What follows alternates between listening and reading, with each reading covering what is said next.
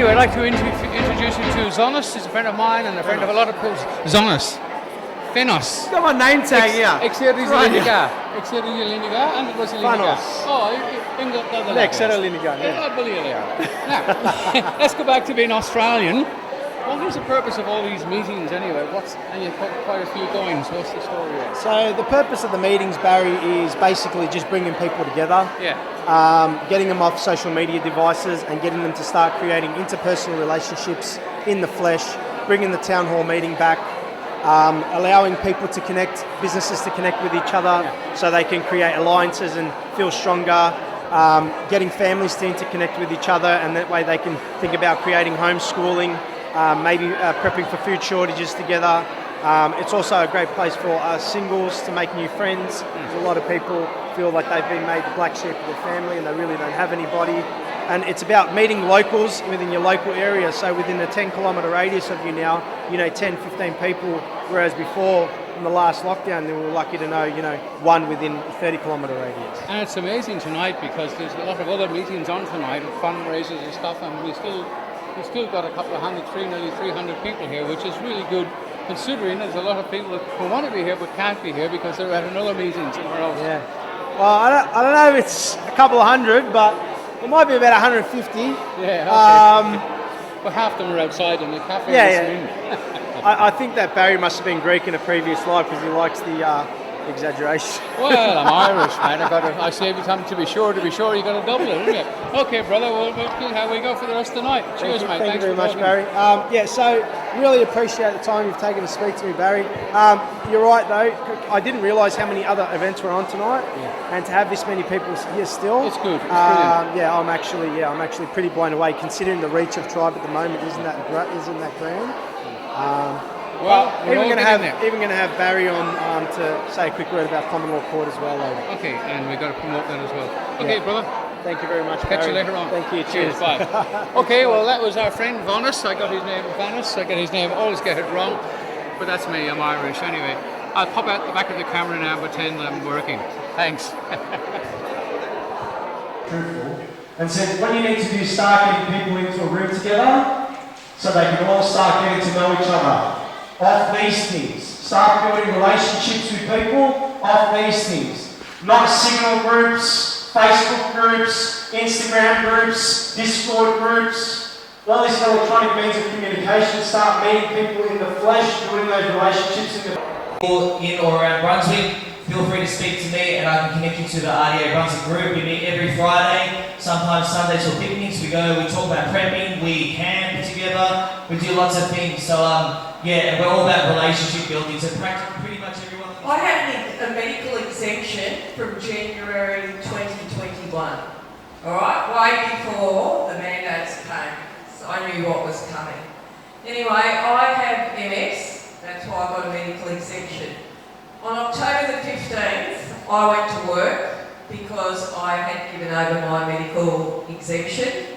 And I got a phone call on the Saturday from my GP saying, I'm sorry, but I have to take your exemption off.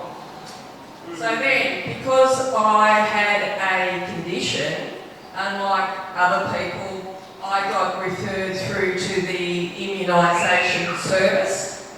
I got fast-tracked because I work in the aged industry. And I said to the guy, look, as we know, you have no trial evidence with this vaccination, especially because I have MS. My MS is stable. And he said, well, you know that. And I said, yes, so that's why I want an exemption. He said, no, you're not getting an exemption. Now, it's interesting because I went back and studied. I did a diploma in community services. You know what? I'm still paying that debt off. I can't work and I'm paying interest on the debt. When I spoke at the what I would call the Great Freedom Rally in Canberra on the 12th of Feb, I wasn't too sure what to say at the time. I told the crowd they were involved in the greatest battle in the history of humanity, but I didn't have time to explain it. So tonight, Topher here, he's been here at the meeting tonight and he'd like to have a few words and say something about the meeting. I was just actually having a chat with someone. We're all mingling, we're all enjoying meeting each other.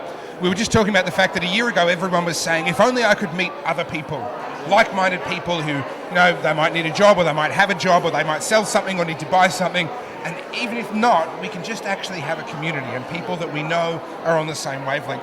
And a year later, it's actually happening. And I think that's really exciting. I think, credit to Fanos for this one, but also there's so many different groups popping up, and that's a good thing in my opinion. There's not just one person's organising one thing, there's lots of different people organically organising things, so many people showing up and getting involved in this community that's kind of growing out of nowhere. So I'm really excited. This stuff genuinely fills me with joy to see people getting together, meeting each other, forming that community, forming that tribe, and I think it's been a great night. Hey, fantastic. Anyway, this is Anne. Everybody knows Anne. She's the Secretary of the Common Law Court International, and she's here tonight with Fanos. I never get his name wrong. I actually speak Greek to him, so he can understand me. Fanos. Okay. And Anne has been with us. We've been together trying to get the Common Law Court off the ground since 2019, wasn't it? Beginning of 2019. And we got locked out. Daniel Andrews actually locked us out, and everybody else with us. But we've got it off the ground. We've got our office going in Frankston now, and we're getting there, aren't we, Anne? Slowly but sure. We're getting help. That's the main We thing. need a car to put on the road with the Sheriff's Department written all over it, so we can encourage the government, which is nothing more than a corporation, to go and hide. Anyway, Anne, we're going to get there. In the end, we will. We're a team and we work together, and and as I said, we've got helpers now, which is really, really good. A bit of pressure off me, so it's good. It's coming together. It's the paperwork that's killing us. It's the paperwork that's killing me. Anyway, thanks, guys. Thanks, Anne. I'll catch you later. Bye. Bye, everybody.